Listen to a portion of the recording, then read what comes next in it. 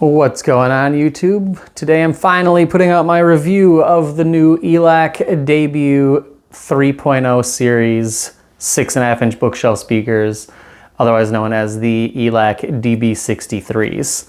So, first saw these back at The Show in Costa Mesa, California. The Show being the home entertainment show. That was where they actually premiered them, and got super excited about them, and just was watching the website waiting for when I could actually place the order. Got them in probably about 3 weeks ago now, and have been listening to them on a bunch of different gear, like the Marantz Cinema 30, the Denon AVRX 3500H. I was using the XTZ Edge A2-400 with a Weem mini streamer and an SMSL SU1 DAC as the front end for a little while, and then also using that same front end with the Class A Sigma Amp 5. And they sound good on everything. Like, it doesn't seem like it makes a huge difference. They are pretty easy to drive speakers, rated at 87 decibel sensitivity at 6 ohms.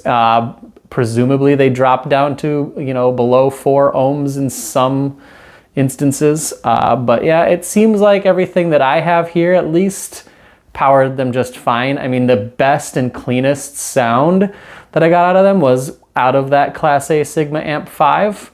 I know it's a 5-channel amp, and what I really need is a nice high-end 2-channel amp.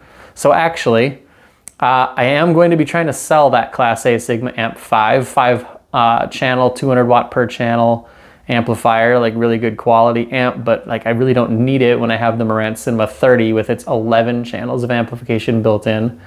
So if you're interested in that, there will be a link in the description to an eBay listing and an Audiogon listing. If you hop on Audiogon, you'll pay less because there's not as many, or their fees aren't as big. And then if you go on eBay, it's going to be a little bit more because of the fact that eBay robs you whenever you sell anything on eBay. So, little side tangent there. But back to these speakers. These are fantastic speakers. Like, at this price, $450, Elac just knocked these out of the park. I know that it's like a thing that people like to make fun of the fact that every reviewer name checks Andrew Jones a lot. But when these speakers were first announced as the first speakers that were being designed and like released from Elac, when Andrew Jones is no longer at the helm, so to speak, I was a little concerned. And now I'm thinking, what did Andrew Jones really add to Elac? I mean, obviously he probably trained all the people that are there now that are designing speakers, and they carried on with what he taught them. But yeah, that it doesn't seem like Elac is missing anything now that Andrew Jones has gone off to MoFi to make speakers. Yeah, just talking about the design a little bit. For being a $450 per pair loudspeaker, they look great. Like, they obviously don't look super high end, but they look more premium than what they actually cost. The wood grain vinyl on the side is fine. It's, I would say, like a step up above like what they put on the Klipsch RP600M. It's got a little bit more of that 3D texture to it. It's not as good as what like JBL puts on the Stage 200 series, but it's way better than what they put on the Studio 600 series. So it's kind of an okay vinyl wrap. I think the soft touch plastic that they put on the front baffle looks nice. It gives it this, like flat black look on the front. But that is one also concern of mine, is that flat black look. I mean, it's a soft touch plastic or like rubber material, and I have seen that material break down and become very sticky and gross. Particularly, I've seen that on laptops. And a laptop, like at most you're going to keep that for like 10 years. And that's when that material starts to really break down and get sticky and gross and just not pleasant to touch. But speakers are something that people will keep around a lot longer than a laptop typically. People can buy speakers and hold on to them for 20, 30, 40 years. I have a pair of Infinities in my bedroom that are from 1980. So those are 44 years old now. They're quite a bit older than I am. So it slightly worries me that this material is going to break down after, 10, 15 years. And if somebody who buys these now and then they have kids later and they're going to have a bunch of like kid fingerprints all over, like smudging up this like soft touch plastic material, I have a feeling that's going to be bad in the future. But for right now, it's fine. If it was me, if I worked at Elac, I'd have said, no, we're not using that material. We're going to just do a flat black paint on the front of the speakers and then do the vinyl wrap on the rest of it. But I feel like that would have been a better move and it would have given them the same look essentially. The only other little niggle about the like physical design of the speakers is, and it's funny because I feel like this is going to be something that I'm going to become known for, but the binding posts on the back, when you put your banana plugs in them, again, like all the speakers that I've tested so far, except for the Clip Sharpie 600 M2s, the binding posts just aren't deep enough for your banana plugs to go in very far. Like it's again like probably a little over a third of the way, and the banana plug is just sticking way out, and the connection just doesn't feel super solid when you're using banana plugs with these. And I don't think I'm using like particularly long banana plugs. Like they're pretty standard looking. I've seen longer. I know that the what do they call them, like BJTs or something like that they use on like AudioQuest speaker cables. Those are longer and they're also more frail. So yeah, that wouldn't be necessarily a good thing with these speakers. You plug those in and the weight of the speaker cable might kink your banana plug and break it off, so that wouldn't be great. But yeah, physical design, like it's pretty much as good as you can expect for a speaker at this price point. But the biggest thing with these things obviously is the sound quality. I was a little concerned, in addition to the fact that Andrew Jones left the country, I was a little concerned that these were the first, not necessarily the first Elacs ever, but the first Elacs since I've been paying attention to them to have an aluminum dome tweeter. So I was a little worried that they might be a little like bright or shrill or piercing. A lot of times aluminum dome tweeters have a tendency to beam at really high frequencies. But I think that was a major part of this little design element here. It looks cool.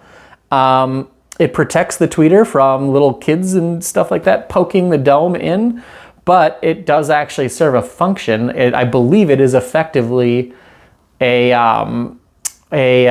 phase plug, so that as your high frequencies on a tweeter, as you're getting higher and higher towards that 20 kilohertz range, more and more of the radiating surface of the speaker basically becomes narrower, and it becomes just the tip of the tweeter, and it shoots a beam of high frequency sound straight out of the middle of the tweeter.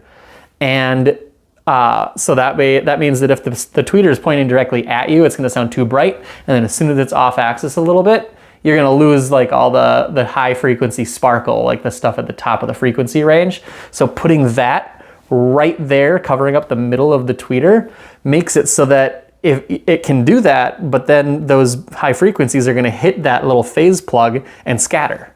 So it prevents the high frequencies of the tweeter becoming too bright, while also scattering those high frequencies and, widening the soundstage, widening the sweet spot of the speakers. So it's a really smart design. It's not just cosmetic. It's like an actual, like engineered, purpose-built piece of the speaker. And then also, I really like the aramid fiber woofer. It looks and feels like a woofer from a much more expensive driver. And these things like that, I'm getting into like the sound of them. The frequency response of these is super, super good. I'm not going to get super into measurements. I'll probably flash them up. I do have the mini DSP UMic 2 and REW installed on my computer. So I took some quick measurements of near field and with the microphone in my listening position, near field playing one speaker, and then with the microphone in my listening position playing both speakers. So you hear what I'm hearing, or you see what I'm hearing in the form of a graph. But obviously most of that kind of stuff is going to be dominated by the room anyways. So yeah, the measurements, don't put too much weight in them, but I am going to put them up on screen, and you'll see that these speakers like pretty much roll right in nice and smoothly, right up to, you know, peaking at 70 decibels at 40 hertz, or I think maybe a little bit lower than 40 hertz. Manufacturer's specification says that they get to 42, I think. In an anechoic environment, that's probably dead on, but there's probably some room gain in here. And then you'll also probably see that there's a huge suck out, is what a lot of people say. I think it's right around 80 to 100 hertz, where it, you know, so it goes right up to 40 hertz and then drops right back down to 80 and then goes back up and stays pretty smooth. Listening to these for about 2 weeks before measuring them, I feel like I could hear exactly what I measured, and when I measured them, that was exactly what I was expecting. Like, you know, really strong, punchy bass right in that 40 hertz range. Like, they're definitely tuned to you know, really shine at 40 hertz. And then it drops off because of my room, and I don't know what I can do to fix that in this environment. And then it goes back up, and it's pretty smooth after that. There does seem to be a little bit of a rise in like the upper mid-range. Nothing big, just like, you know, maybe a decibel and a half, 2 decibels, and then it goes right back down again, and it's perfectly smooth, like through the treble, like rolls off, you know, after about 15,000 hertz, rolls off a little bit. And it's just a, you know, a very, very good, clean frequency response. And Soundstage, also very large.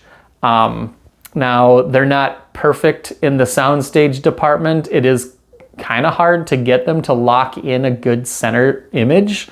Also, that could be my room. Like, a lot of this stuff is dominated by the room, but other speakers that I've had in here, it's like, especially my Cantons, which are my, you know, gonna be my reference speaker probably for a while.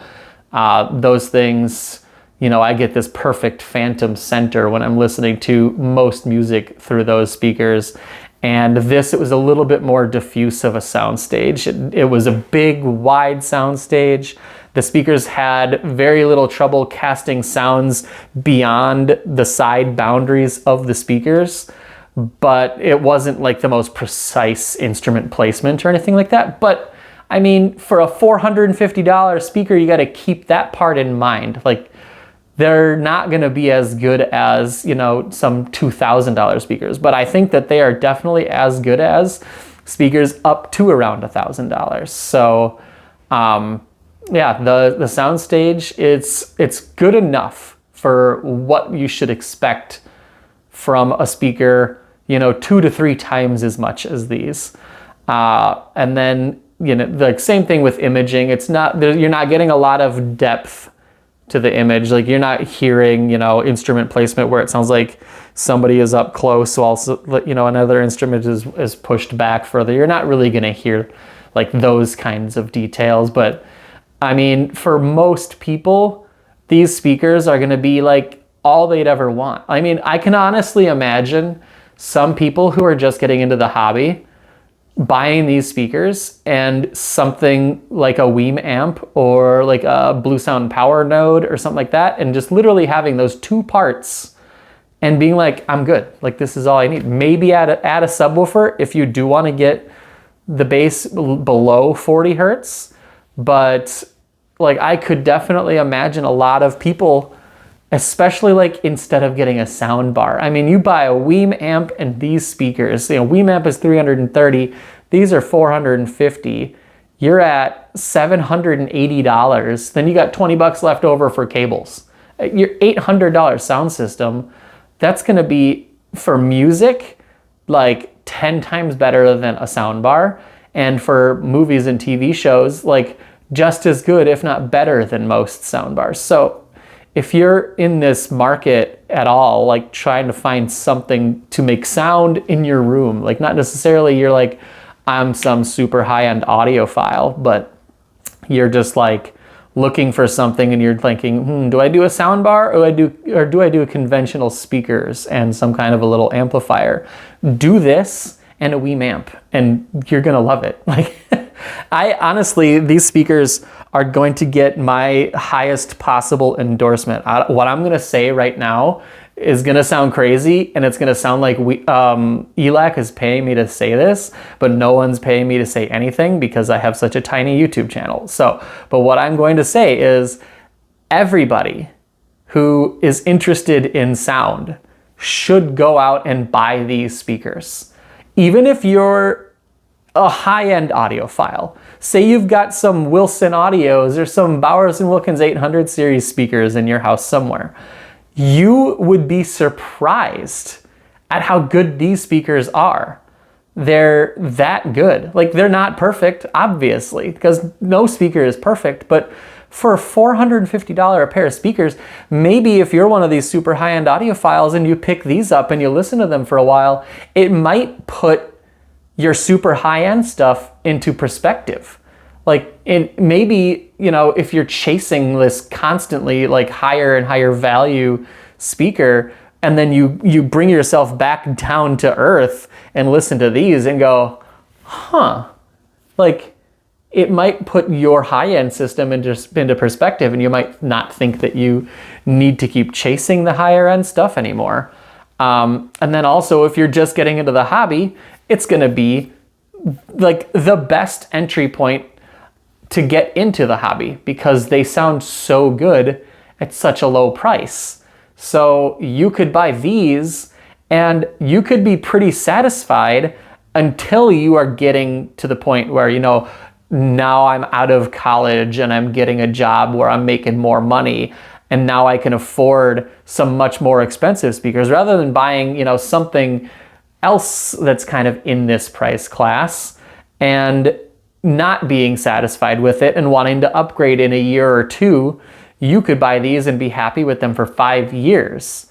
And then finally, when you're making more money or you have a bigger space, then you can buy the bigger, like, fancier speakers. But these are just so good that I had these sitting on these stands. These are handmade, like, stands that I put together in my own garage out of solid oak. I had these sitting on each side of my salamander stand instead of my much more expensive Cantons. And I honestly, there were only a few times where I missed the big, much more expensive Cantons. And it wasn't like, you know, oh God, I can't stand to listen to these. It was more like, yeah, like for this particular, you know, rock song, the Cantons have, you know, more like a tighter bass and like more attack in that like mid-range, like electric guitars would, you know, sound more lifelike in the room and stuff. Like, it wasn't just this massive difference though. And that's why I say everybody who's looking for anything speaker related should go out and buy a pair of these speakers. They're that good that, like, I can put my, I believe the Canton Vento 896.2s that I have on, I think the website is Sound Approach, they're asking like $5,300 for a pair or something like that. And I put those in my bedroom, like facing the wall, like they look like they're grounded. And they've been sitting in the room for like 3 weeks and I haven't brought them back out here. And I have only ever missed them a little bit, a couple of times. That's how good these Elacs are. So that's pretty much all I have to say about them. They're not perfect. If you're super critical, then yeah, you're gonna hear, like I said, you know, there's a little bit of a mild rise in the mid-range, and then the treble drops back down again, and it's pretty smooth through the treble. Like, it's not perfect, but it's like so good that most people are gonna be super satisfied with them. And I feel like I don't really have much else to say. I'm kind of talking in circles now about these speakers, but definitely going to be my new reference for an affordable bookshelf speaker. The next speakers that I have to review after these are the Martin Logan Foundation B2s, and they have some really heavy lifting to do to seem like they're worth it in comparison to these, because they're basically double the price. They're not quite. They're $400 each, so $800 for the pair, whereas these are $450 for the pair. I've listened to the Martin Logans a little bit and then put these back on the stands, and at the moment, I would say you're much better off buying the Elacs, but you're gonna have to wait for the full review on the Martin Logans. But yeah, super good speaker for the price. I'm gonna sign off now because all I'm gonna do is keep talking in circles about how good these speakers are. So you guys make sure to like the video and subscribe and leave a comment. Like, I know that Elac is super popular, so tell me about the experiences you have with Elac.